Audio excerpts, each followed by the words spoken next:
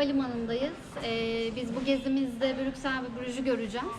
Araba kiralamayı tercih ettik. Kalabalık bir grubuz, 4 kişiyiz. Ama siz isterseniz havalimanından tren ya da otobüsle şehre ulaşım sağlayabilirsiniz. Tren yaklaşık 20-25 dakika sürüyor.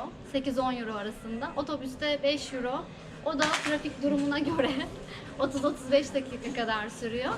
Grubumuzun geri kalanını da gösterelim. Eda Hanım. Ebru Ali Hanımcığımız. Şöyle. Ebru Ali birkaç gündür buradaydı. Var mı şehirle ilgili söylemek istediğin bir şey? Şehri sadece gece görebildim. Çok fazla gezme fırsatım olmadı ama güzel yerler var gibi görünüyor. Tarihi eserler. Bakacağız yarın. Biz de şimdi arabamızı almayı bekliyoruz.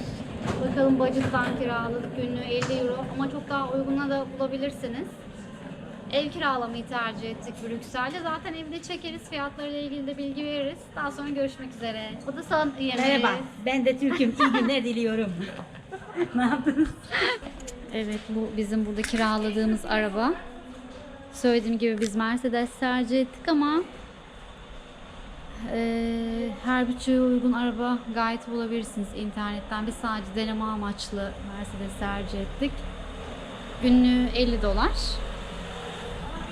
3 günlük kiraladık. Bakalım bir deneyeceğiz. Evet, burası kaldığımız ev. Biz ev kiralamayı tercih ettik çünkü 4 kişiyiz birlikte kalmak için. Şöyle her yer cam. Merkeze çok yakın bu arada. Grand Place'e yaklaşık 700-800 metre. Şöyle yukarısı cam tavan. Mutfağı. Buranın 2 yatak odası ve 2 banyosu var. Kalmayı planlayanlar için biz 4 kişi geldiğimiz için daha normal geldi bize. Dışarıyı da göstereyim.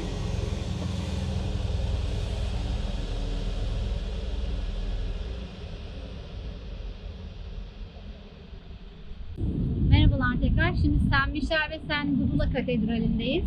Bu katedrali de görmeden gitmeyin deriz biz. Bu katedral 9. yüzyılda Saint Michel'le adanmış ve Victor Hugo'nun gotik mimarinin en sade örneklerinden biri. Ve içinde ayrıca bir tane de müze bulunuyor. İsterseniz gelip gezebilirsiniz. Biz içini de gezdik. İçeride konuşamadığımız için sadece görüntü aldık. Görüntüleri de zaten yayınlayacağız. İzlersiniz içeriği de.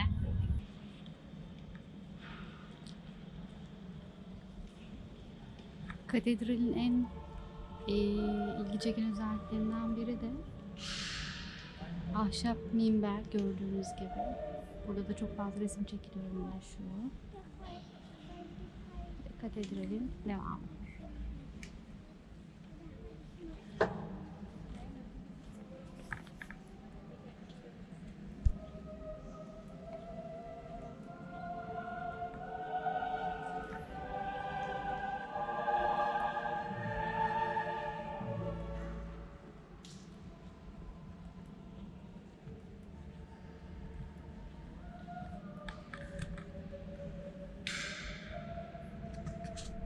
Merhabalar tekrar. Şimdi Galeri Royal Saint Hubert'teyiz. Burası Milano'ya gitmiş olanlar için söyleyebilirim. Galeri Victoria Emanuele'nin hemen hemen birebir aynısı. Oranın biraz daha küçüğü, alışveriş tutkunlarının geldiği ve ünlü markaların bulunduğu bir galeri. İçinde göstereceğiz size hangi mağazaları bulunduğunu. Eğer alışveriş çok seviyorsanız buraya mutlaka uğrayabilirsiniz. Bu arada şunu da söyleyelim. Burası mevsimsel olarak bayağı soğuk bir yer. Güneşli gün sayısı çok az. Gelecekseniz mutlaka bahar aylarını tercih edin. İlkbahar olması önceliğiniz olsun. Şimdi galeriye girdik. Mağazaları yavaş yavaş gösterebiliriz. Milano'dakiyle kıyaslarsanız çok ama çok daha küçüğü. Gözünüzde öyle canlandırmayın. Sadece mimari olarak Milano'daki galeriye benziyor. Bence biraz daha sönük bir yer orayla kıyasladığımızda. Yani çok bir şey beklemeyin derim ben.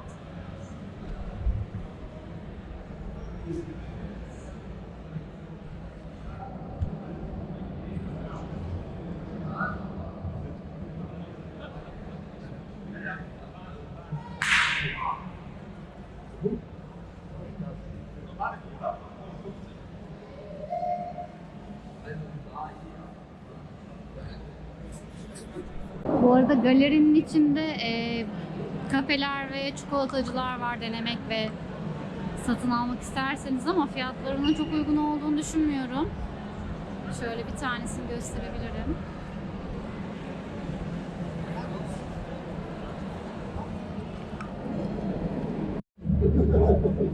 Evet, şimdi Grand Place'teyiz. Kraliyet Meydanı olarak geçiyor.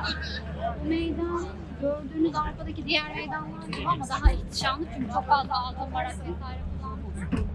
Bizim şansımızda bugün bir festivali var, hafta sonu özel.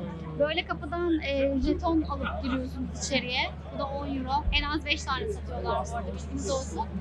Yaklaşık 2000 çeşit biraları var. Tadımlık alıp deneyebiliyorsunuz.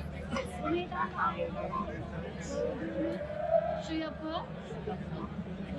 şu yapı, belediye binası. Aynı zamanda Brüksel Şehir Müzesi var bu meydanda. Aynı zamanda bir de eskiden ekmeklerin yapıldığı bir bina var. Şu anda şu tam karşınızda şu an gördüğünüz eskiden ekmeklerin yapıldığı bina ama şu an alt kafe olarak kullanılıyor. Meydan çok güzel. Mutlaka gelip görün derim. Biz şimdi bir şeyler yapacağız buralarda. Ama söylemeyeceğiz ne yapacağız. Grubun geri kalanı da burada bu arada, onları da göstereyim. Ebru ve Ela önde. Ben bir de kameramanımız var. Merhaba. Hep çalıştırıyor, yine çalıştırıyor. İyi iş kakaladı yine bana, görüyorsunuz.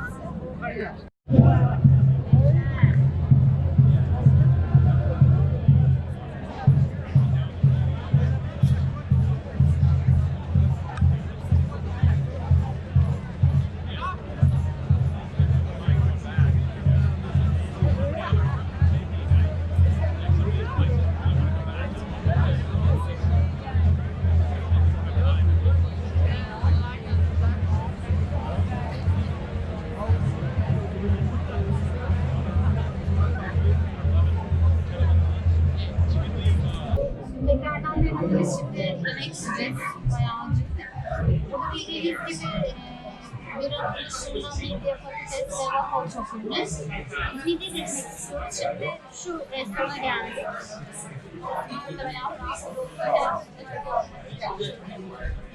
Ben size menüyü de göstereceğim şimdi. Ben önce seçtiğimizi göstereyim size. Biz önce şunu seçtik. Şöyle fiyatlarını ama ben size yine göstereyim. Midye fiyatlarını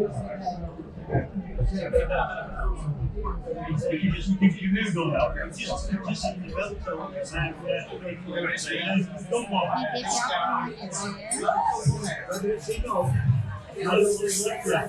Şu genelde ünlü olan seviyorum. Herkes bunu tercih ediyor.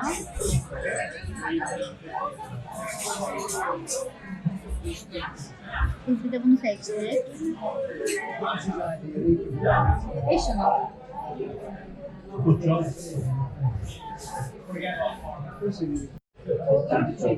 Az önce sipariş vermiştik. Söylemiştim neredeyse. Şimdi onlar geldi.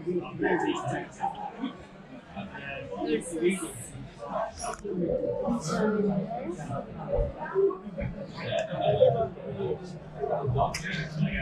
Evet, burası yemek yediğimiz restoranın olduğu sokak. Grand Place'ın hemen bir arka sokağı burası. Hemen şurada da bu arada Delirium var. Burada bira deneyebiliyorsunuz gelip. Sokaktan zaten kalabalığı görüyorsunuz.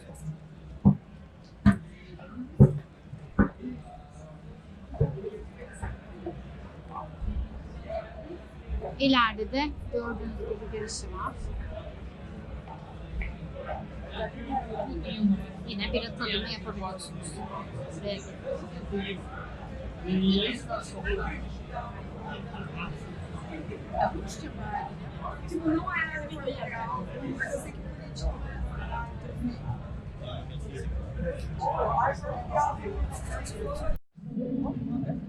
Yine bulunduğumuz sokak Grand Place'in hemen bir arka sokağı. Bu sokaklara girip bence kaybolun. Bütün restoranlar, çikolatacı, hediyelikçi her şeyi bulabilirsiniz.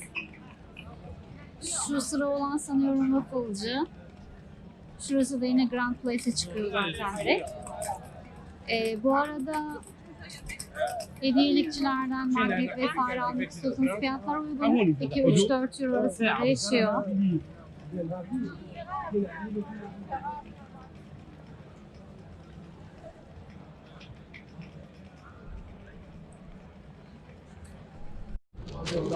Yine burada bir wafflecı. Bu arada waffle'larını bizim waffle'larla çok karşılaştırmayın. Çünkü daha sert, bu gofre dedikleri gofretimsi daha sert ve daha kalın. Daha hamur bir şey. Çok beğenmeyebilirsiniz.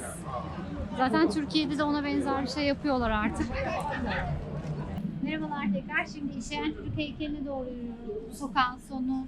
Ne çocuk ne çocuk? İşeyen çocuk. Efendim bu çocuğun bayağı bir hikayesi var. Hatta Ahlak birden kalmamış. fazla var. Şimdi gerçek olanının şey olduğunu söylüyorlar. 17. yüzyılda burada dericilikle uğraşılıyormuş.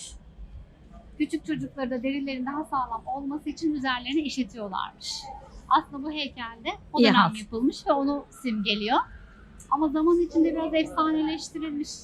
Söylenen o ki bir dönem işte Brüksel işgali altındayken düşmanlar şehrin altına tamamen patlayıcı yerleştiriyorlar.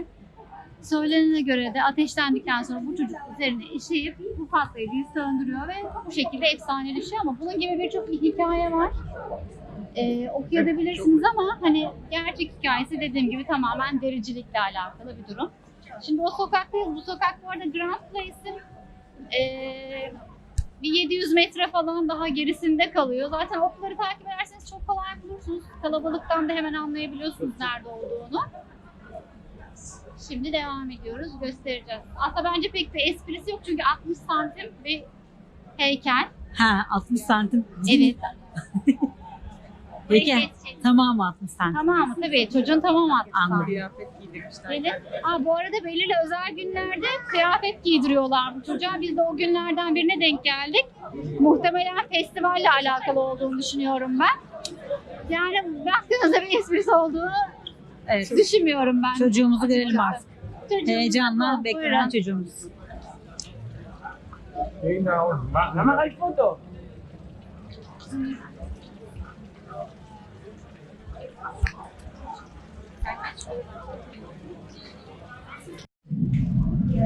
Efendim tekrar biz şimdi çikolata müzesini göstermek istedik gezmek isteyenler için. İşeyen çocuk heykelinin hemen solundan aşağı inerseniz direkt buraya gelebilirsiniz. Aynı zamanda o sokakta çikolatacılar da var, wafflecılar da var. Çikolata almak isterseniz Leonidas'tan alabilirsiniz. Genelde orayı önerdiler Brüksel'de yaşayanlar da bize. Yine Ölmeyelim Allah küçük çocuk var ya Daha çok genciz. o yoldan dümdüz geldiğiniz zaman waffle yemek isteyenler için söylüyoruz yine. Waffle faktörü var burada. Ben beğeneceğinizi düşünmüyorum waffle'larını ama denemek istiyorsanız neden olmasın. Burada deneyebilirsiniz. Gerçekten waffle'dır belki. O diğeri waffle değil zaten. Yok hayır, buranın waffle'ı bir farklı. Hatta Türkiye'de de yapıyorlar artık burada yapılan waffle'ı. Bu gofre dedikleri bir tık daha kalın Kalın evet. ve bayağı Köpeğe bak. hamur. Bir şey kaçırıyor sepet. Evet, Ne buradaki yapıyorsun sen? Ne yapıyorsun? o para istiyor bence insanlardan. Evet. Sahibi çalıyor. Ay akıllı ya. Çok insan ama. Böyle efendim. Şimdi devam ediyoruz gezimize. Evet, şimdi bir diğer küçük bir meydanındayız yine. Markt meydanı dediğimiz. Burada böyle küçük standlar var. Genelde el yapımı takılar satılıyor.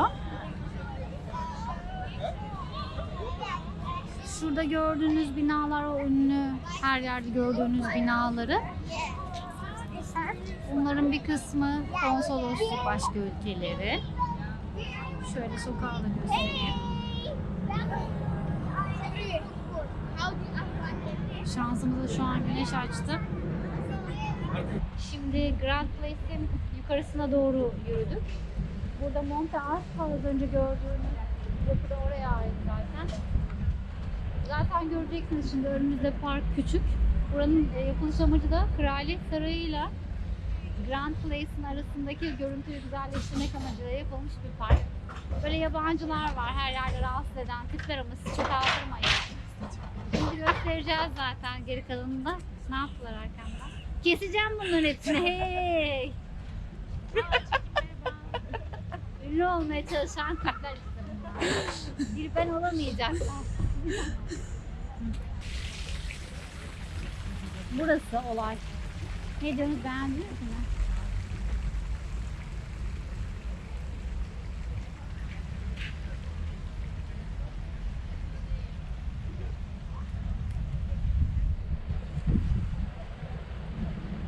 Evet, Grand Place buranın bir önünde kalıyor. Bir arkasındaki yukarıki yerde Monte Arts. Ya da Monte Arts.